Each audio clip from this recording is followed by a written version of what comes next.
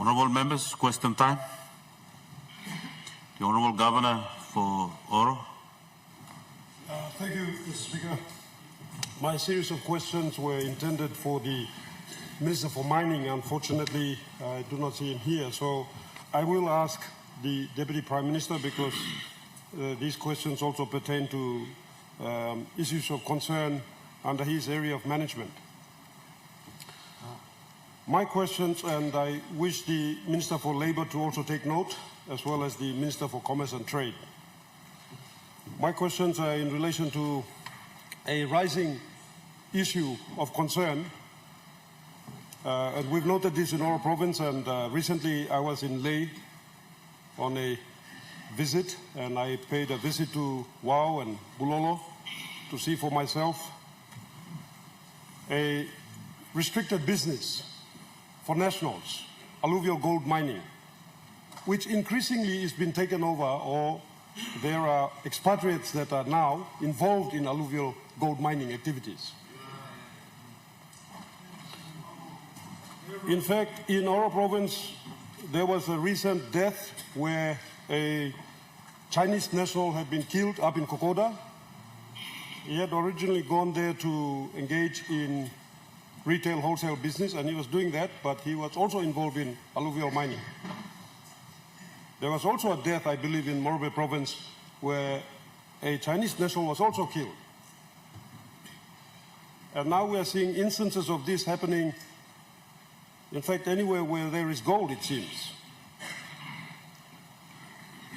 This used to be a restricted business, just like many other restricted businesses, which are now no longer restricted, it seems. And while I commend the Deputy Prime Minister for his actions recently as the Migration Minister, taking a firm stand on those who are illegally in our country, I want to ask, what is happening in this regards with this particular business? Statistics indicate that gold production has actually increased, alluvial gold production. Yet, statistics also indicate that there's been a drop in exports. The only conclusion is that there's significant gold being smuggled out of our country. Then you see the rise of expatriates involved. And I say most of these are Chinese nationals. However, they're expatriates from other parts of the world who are also involved. And they are setting up mini alluvial mines with heavy machinery that they themselves are operating. They're driving the trucks, they're operating the heavy equipment, and they're pushing Papua New Guinean alluvial miners out of this business. Many of these foreigners are coming in to engage in businesses that have nothing to do with alluvial mining, retail wholesale, for instance. Then they're foraying into this business. What are the relevant organizations tasked to administrate and enforce the laws to prevent this doing about this? For instance, IPA. That organization for a long time has become just a rubber stamping and registering companies, but not enforcing laws in regards to how those businesses operate in our country. Labour is the other organization. Are they carrying out any audits and inspections out there in our country to see if the labour laws are being adhered to by these persons operating in our country? And immigration. I must say, though, that immigration has done a far better job than the other counterparts, but there's still a lot yet to be done. And my questions are these. Is the government aware of what's happening in this particular sector, the alluvial mining sector? What is it doing about it? And then again, what are we doing about the restricted businesses that for so long we have not made an effort to enforce or administrate in an effective manner, and now it's come to the point where there are no restricted businesses in Papua New Guinea for Papua New Guinean citizens only? Thank you. The Honourable Deputy Prime Minister, Minister for Lands. Thank you very much, Mr. Speaker. Thank you very much, Governor Oro, for your very, very important question that reflects on concern for many people and has been raised many, many times already. Just like to inform you that government, including myself, are very concerned also about this, especially in the alluvial mining sector. that has been transpiring in a lot of our rural communities, especially in my home province of Morobe, up in Wau, Bulolo, and a few other places in the Watut area, which has seen a significant increase of alluvial mining using a lot of foreign workers there. And you are quite correct, alluvial mining is a restricted business activity. And I have already made mention earlier on that I am coordinating between the various sectors of immigration, police, the respective members for Wau, Bulolo, Labour, and the mining minister to converge an urgent meeting to address these issues. So we'll be holding that in the next couple of days to start to look at ways of assessing and combating this illegal activity that is happening in a lot of places. But the answer is not that simple also, because some of the issues that were raised, the alluvial gold mining licenses that were issued, are issued to our own local people, and our own local people have ventured into getting partners or going into business spin-off activities with foreigners and bringing them in with a heavy equipment or something. So actually, the licenses for alluvial mining is held, a lot of it, by our own local people, especially in the Wau Bulolo area. So when they bring in the partners take over with the earth moving, bring in heavy equipment, now mining all this alluvial gold, which is restricted, is a restricted activity for Papua New Guineans only. So Mila asked him to align do Milo place to, please. Kiss him partner, but you saw him restricted activity.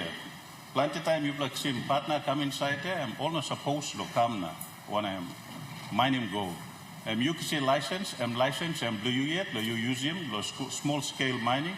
Now find other partners that can be able to work closely with you. When I'm finding this gold, alluvial gold mining, do you mean? On top of this, the restricted, Mila Toksala Parliament too, that the restricted business activity list, we have given directions to the Minister for Commerce, and he has already advised me that the restricted business activity list is ready to be brought before Cabinet again, an upgraded one, to help protect those reserve businesses activities list in Papua New Guinea. Minister for Commerce, the Honourable Win Dakri, has already advised me of that, and it should be before Cabinet shortly and then brought before Parliament. So mi toksa tu lo disla for the Papua New Guinea and for Parliament lo aram. Whilst we look at this in the immigration space, whilst we are looking at a cohesive approach from all the sectors of police, labour, immigration, mining to address these illegal activities moving forward, I would like to assure Parliament and the people of Papua New Guinea that also in the last couple of weeks, I have sent immigration officers to the Wau Bulolo area, and we have picked up 25 foreigners, and out of the 25 foreigners, 19 were in breach, 19 were in breach of visa conditions and the Migration Act, and those 19 were deported immediately. They were put on the next aircraft out to Singapore. So in the last 2 weeks, we deported 19 that were sitting on site when we did a snap inspection. I'd like to commend the police that were involved, the lay police that were involved in this with the immigration officers concerned. This will be activities are not published, but because of we're worried about the intelligence or worried about notifying people, so these activities for enforcement will be carried out throughout not only the Bulolo area, but throughout a lot of our other places. So a total of 19 were deported 2 weeks ago on the plane to Singapore.